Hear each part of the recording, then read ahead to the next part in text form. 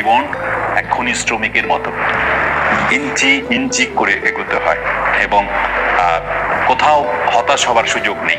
কথায় আছে, ইচ্ছা থাকলে উপায় হয়। বলতেছিলাম, জামালপুর জেলার অহংকার বাংলাদেশ ব্যাংকের গভর্নর শ্রদ্ধেয় আতাউর রহমানের নিজের ভাষায় ওনার জীবনী। রাখাল থেকে বাংলাদেশ ব্যাংকের গভর্নর, 150 টাকা সেই ঋণ আজও শোধ হয়নি। আমার জন্ম জামালপুর জেলার এক অজপাড়া গায়ে। 14 কিলোমিটার দূরের শহরে যেতে হতো পায়ে হেঁটে বা সাইকেলে চড়ে। পুরো গ্রামের মধ্যে একমাত্র মেট্রিক পাস ছিলেন আমার চাচা মফিজউদ্দিন। আমার বাবা একজন অতি দরিদ্র ভূমিহীন কৃষক। আমরা 5 ভাই 3 বোন। কোনো রকমে খেয়ে না খেয়ে দিন কাটতো আমাদের। আমার দাদার আর্থিক অবস্থা ছিল মোটামুটি, কিন্তু তিনি আমার বাবাকে তার বাড়িতে ঠাঁই দেননি।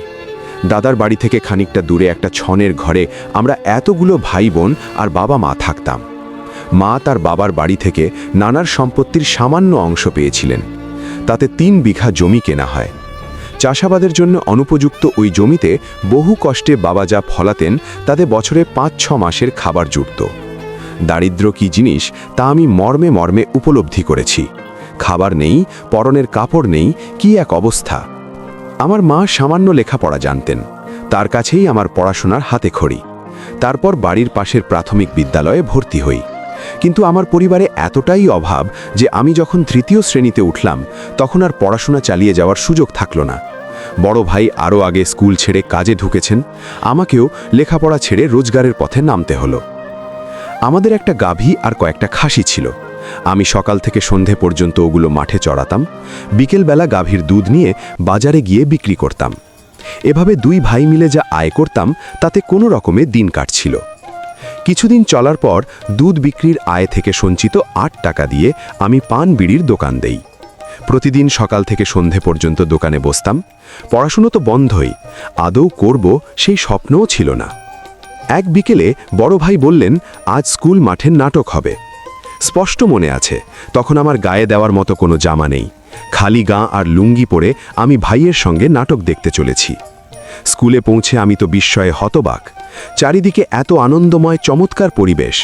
আমার মনে হলো আমিও তো আর সবার মতোই হতে পারতাম। সিদ্ধান্ত নিলাম আমাকে আবার স্কুলে ফিরে আসতে হবে। নাটক দেখে বাড়ি ফেরার পথে বড় ভাইকে বললাম, আমি কি আবার স্কুলে ফিরে আসতে পারি না? আমার বলার ভঙ্গি বা করুণ চাহনি দেখেই হোক কিংবা অন্য কোনো কারণেই হোক, কথাটা ভাইয়ের মনে ধরল। তিনি বললেন, ঠিক আছে, কাল হেড স্যারের সঙ্গে আলাপ করব। পরদিন 2 ভাই আবার স্কুলে গেলাম। বড় ভাই আমাকে হেড স্যারের রুমের বাইরে দাঁড় করিয়ে রেখে ভিতরে গেলেন। আমি বাইরে দাঁড়িয়ে স্পষ্ট শুনছি ভাই বলছেন আমাকে যেন বার্ষিক পরীক্ষায় অংশগ্রহণের সুযোগটুকু দেওয়া হয়। কিন্তু হেড স্যার অবজ্ঞার ভঙ্গিতে বললেন, সবাইকে দিয়ে কি লেখাপড়া হয়? স্যারের কথা শুনে আমার মাথা নিচু হয়ে গেল। যতখানি আশা নিয়ে স্কুলে গিয়েছিলাম, স্যারের এক কথাতেই সব ধুলিস্মাত হয়ে গেল। তবু বড় ভাই অনেক পীড়াপিড়ি করে আমার পরীক্ষা দেওয়ার অনুমতি জোগাড় করলেন। পরীক্ষার তখন আর মাত্র 3 মাস বাকি। বাড়ি ফিরে মাকে বললাম, আমাকে 3 মাসের ছুটি দিতে হবে। আমি আর এখানে থাকব না, কারণ ঘরে খাবার নেই, পরনে কাপড় নেই, আমার কোনো বইও নেই, কিন্তু আমাকে পরীক্ষায় পাশ করতে হবে। মা বললেন, কোথায় যাবি? বললাম, আমার এককালের সহপাঠী এবং এখন ক্লাসের ফার্স্ট বয় মোজাম্মেলের বাড়িতে যাব। ওর মায়ের সঙ্গে আমার পরিচয় আছে। যে কদিন কথা বলেছি তাতে করে খুব ভালো মানুষ বলে মনে হয়েছে। আমার বিশ্বাস আমাকে উনি ফিরিয়ে দিতে পারবেন না। দুরু দুরু মনে মোজাম্মেলের বাড়ি গেলাম। সব কিছু খুলে বলতেই খালাম্মা সানন্দে রাজি হলেন। আমার খাবার আর আশ্রয় জুটল। শুরু হলো নতুন জীবন। নতুন করে পড়াশুনো শুরু করলাম। প্রতিক্ষণেই হেড স্যারের সেই অবজ্ঞাসূচক কথা মনে পড়ে যায়। জেদ কাজ করে মনে, আরও ভালো করে পড়াশুনো করি। যথাসময়ে পরীক্ষা শুরু হলো। আমি এক একটি পরীক্ষা শেষ করছি আর ক্রমেই যেন উজ্জীবিত হচ্ছি। আমার আত্মবিশ্বাসও বেড়ে যাচ্ছে। ফল প্রকাশের দিন আমি স্কুলে গিয়ে প্রথম সারিতে বসলাম। হেড স্যার ফল নিয়ে এলেন। আমি লক্ষ্য করলাম তিনি পড়তে গিয়ে কেমন যেন দ্বিধান্বিত, আর চোখে আমার দিকে তাকাচ্ছেন। তারপর ফল ঘোষণা করলেন। আমি প্রথম হয়েছি। খবর শুনে বড় ভাই আনন্দে কেঁদে ফেললেন। শুধু আমি নির্বিকার, যেন এটাই হওয়ার কথা ছিল। বাড়ি ফেরার পথে সে এক অভূতপূর্ব দৃশ্য। আমি আর আমার ভাই গর্বিত ভঙ্গিতে হেঁটে আসছি, আর পিছনে একদল ছেলেমেয়ে আমাকে নিয়ে হইচই করছে, স্লোগান দিচ্ছে। সারা গায়ে সাড়া পড়ে গেল। আমার নিরক্ষর বাবা, যার কাছে ফার্স্ট আর লাস্ট একই কথা, তিনিও আনন্দে আত্মহারা। শুধু এইটুকু বুঝলেন যে ছেলে বিশেষ কিছু একটা করেছে। যখন শুনলেন আমি উপরের ক্লাসে উঠেছি, নতুন বই লাগবে, পরদিনই ঘরের খাসিটা হাটে নিয়ে গিয়ে 12 টাকায় বিক্রি করে দিলেন। তারপর আমাকে সঙ্গে নিয়ে জামালপুর গেলেন। সেখানকার নবনূর লাইব্রেরি থেকে নতুন বই কিনলাম। আমার জীবনযাত্রা এখন সম্পূর্ণ বদলে গেছে। আমি রোজ স্কুলে যাই, অবসরে সংসারের কাজ করি। ইতোমধ্যে স্যারদের সুনজরে পড়ে গেছি। ফয়েজ মুলভি স্যার আমাকে তার সন্তানের মতো দেখাশুনো করতে লাগলেন। সবার আদর, যত্ন, স্নেহে আমি ফার্স্ট হয়েই 5ম শ্রেণীতে উঠলাম। এতদিনে গ্রামের একমাত্র মেট্রিক পাস মফিজউদ্দিন চাচা আমার খোঁজ নিলেন। তার বাড়িতে আমার আশ্রয় জুটল।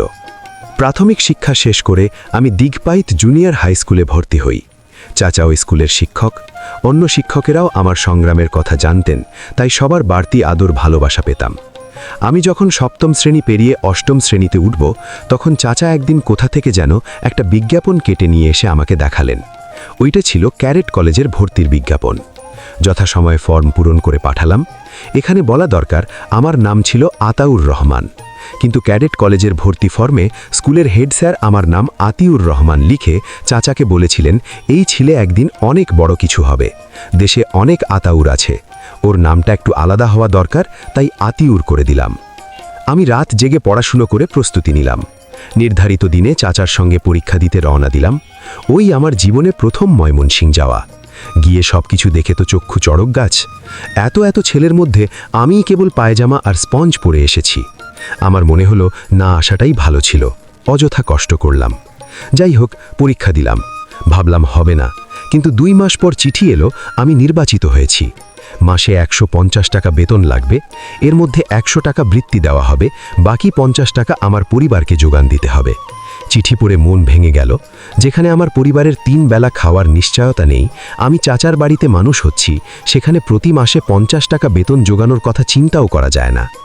এই যখন অবস্থা, তখন প্রথমবারের মতো আমার দাদা সরব হলেন। এত বছর পর নাতির খোঁজ নিলেন। আমাকে অন্য চাচাদের কাছে নিয়ে গিয়ে বললেন, তোমরা থাকতে নাতি আমার এত ভালো সুযোগ পেয়েও পড়তে পারবে না। কিন্তু তাদের অবস্থাও খুব বেশি ভালো ছিল না। তারা বললেন, একবার না হয় 50 টাকা জোগাড় করে দেব, কিন্তু প্রতি মাসে তো সম্ভব নয়। দাদাও বিষয়টা বুঝলেন। আমি আর কোনো আশার আলো দেখতে না পেয়ে সেই ফয়েজ মুলভি স্যারের কাছে গেলাম। তিনি বললেন, আমি থাকতে কোনো চিন্তা করবে না। পরদিন আরও 2 জন সহকর্মী আর আমাকে নিয়ে তিনি হাটে গেলেন। সেখানে গামছা পেতে দোকানে দোকানে ঘুরলেন। সবাইকে বিস্তারিত বলে সাহায্য চাইলেন। সবাই সাধ্যমতো 8 আনা, 4 আনা, 1 টাকা, 2 টাকা দিলেন। সব মিলিয়ে 150 টাকা হলো। আর চাচারা দিলেন 50 টাকা। এই সামান্য টাকা সম্বল করে আমি মির্জাপুর ক্যাডেট কলেজে ভর্তি হলাম। যাতায়াত খরচ বাদ দিয়ে আমি 150 টাকায় 3 মাসের বেতন পরিশোধ করলাম। শুরু হলো অন্য এক জীবন। প্রথম দিনই MW পিট স্যার আমাকে দেখতে এলেন। আমি সব কিছু খুলে বললাম। আরও জানালাম যে যেহেতু আমার আর বেতন দেওয়ার সামর্থ্য নেই, তাই 3 মাস পর ক্যাডেট কলেজ ছেড়ে চলে যেতে হবে। সব শুনে স্যার আমার বিষয়টা বোর্ড মিটিংয়ে তুললেন এবং পুরো 150 টাকাই বৃত্তির ব্যবস্থা করে দিলেন। সেই থেকে আমাকে আর পিছনে ফিরে তাকাতে হয়নি। SSC পরীক্ষায় ঢাকা বোর্ডে 5ম স্থান অধিকার করলাম এবং আরও অনেক সাফল্যের মুকুট যোগ হলো। আমার জীবনটা সাধারণ মানুষের অনুদানে ভরপুর। পরবর্তীকালে আমি আমার এলাকায় স্কুল করেছি, কলেজ করেছি, যখন যাকে যতটা পারি সাধ্যমতো সাহায্য সহযোগিতাও করি। কিন্তু সেই যে হাট থেকে তোলা 150 টাকা, সেই ঋণ আজও শোধ হয়নি। আমার সমগ্র জীবন উৎসর্গ করলেও সেই ঋণ শোধ হবে না।